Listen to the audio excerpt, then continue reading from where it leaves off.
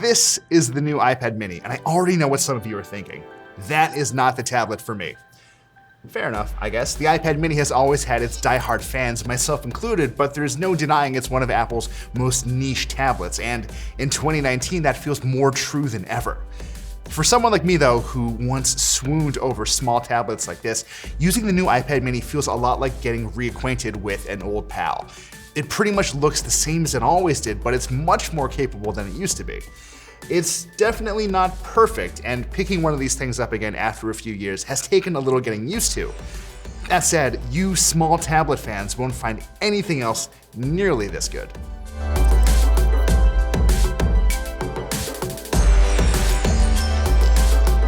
Before we go any further though, I feel like we need to put this new iPad's design in the right historical context.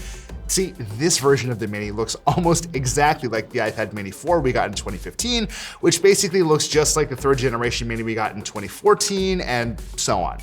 In fact, the new iPad Mini barely looks any different from the original from 2012. I mean, no wonder this thing looks as dated as it does. This forehead and chin haven't really changed in 7 years. And here's something else to keep in mind. In 2012, most smartphone screens were well under 5 inches. That's probably tiny compared to what you have in your pocket right now. In those days, a high-res 7.9-inch screen squeezed into a tiny iPad was a notable step up from your phone, but the distinction now just isn't as pronounced, especially since massive smartphones have become basically unavoidable.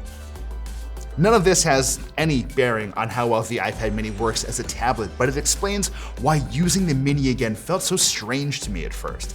The mini feels dated and modern at the same time. And for me at least, the role the mini used to play has long since been filled by my whopper of a smartphone.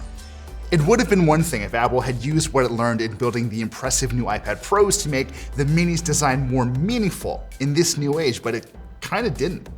In some ways, this thing very much feels like a blast from the past. Ultimately, the modern flourishes here do make this iPad a pleasure to use.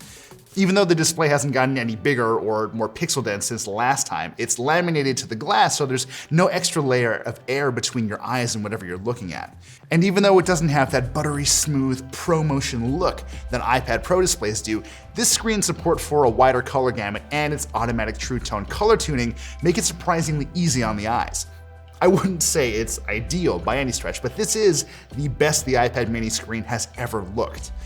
Now, if only these bezels were a little smaller. You artsy types watching this will probably also enjoy the mini's newfound Apple Pencil support. It'll set you back $100, but it's still indispensable for people who do more than doodle occasionally, or spend their days taking notes in class or in the field.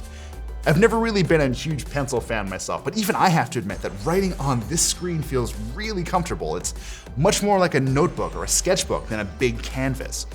The only real downside here is that since Apple didn't redesign this mini in any meaningful way, it only works with the original Apple Pencil. You know, the one you have to charge by turning the mini into the world's most awkward lollipop. Inside, there's an A12 Bionic chipset, which means the Mini is in the same league performance-wise as Apple's iPhone XS series. Now that puts the Mini in the strange position of being more powerful than the bigger, cheaper, no-frills iPad that sells for around $330. In any case, this is the single most meaningful change you'll find here, and it gives the Mini a lot more power to work with. Remember, the last time you got a new iPad Mini, it shared a brain with the iPhone 6. I've been using this year's Mini as much as I could for the past week, and honestly, nothing I threw at it caused so much as a hiccup. We're talking split-screen multitasking, running some apps in Windows you can drag around the screen while doing other stuff, lots of Fortnite and Ubeat whenever things got a little quiet. All of that was fine. If you're itching for a small tablet that doesn't skimp on the performance, there really isn't much competition. Maybe Huawei's MediaPad M5? In any case, the list is a short one. More importantly, you can feel comfortable buying this Mini and not having to upgrade for a few years. And that's a very good thing when you consider it has been 3 years since the Mini line was last updated. One thing Apple has tried to keep consistent for iPads since the old days is battery life. This Mini, like nearly every other iPad I guess, is rated for 10 hours of battery life off a single charge. Whenever Apple says that though, they're usually being pretty conservative. On my flight to Apple's streaming service event, I watched 5 straight hours of Star Trek: The Next Generation, and then continued to use the Mini for web browsing and doodling and playing annoying rhythm games on and off for like another 6 hours after that. If you're used to bigger iPads though, you will notice a difference in standby time. You can leave the standard iPad or either of the Pro models sitting around for about a week, and there'd still be a pretty good chance it would have some power left when you chose to pick it up again. You can't really do that with the Mini and its smaller battery. If I was lucky, it'd stick around for 3 or 4 days before it needed to be plugged in again. Oh, and the cameras. I actually almost forgot about those because they're pretty uninspiring.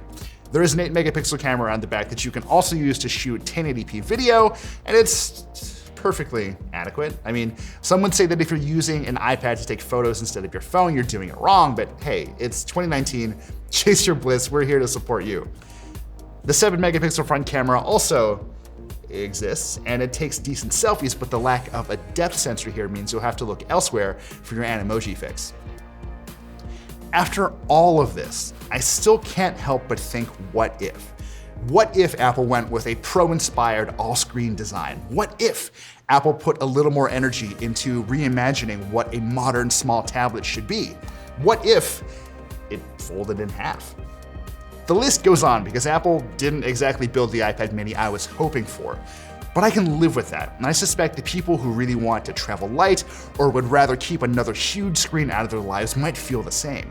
Most companies out there right now making small tablets have cooked up cheap, underpowered machines that honestly don't offer a whole lot of meat to work with. That's not a bad thing either. Companies like Amazon have figured out their niche and they're just cranking away.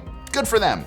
The problem is that if you were the kind of person who wanted a small tablet capable of serious performance, you were basically out of luck until now.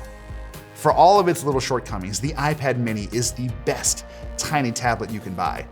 Whether a small tablet is the kind of device you'll truly find valuable though, that's a question you're gonna have to answer for yourself. If it is, well, for now at least, your choice is clear.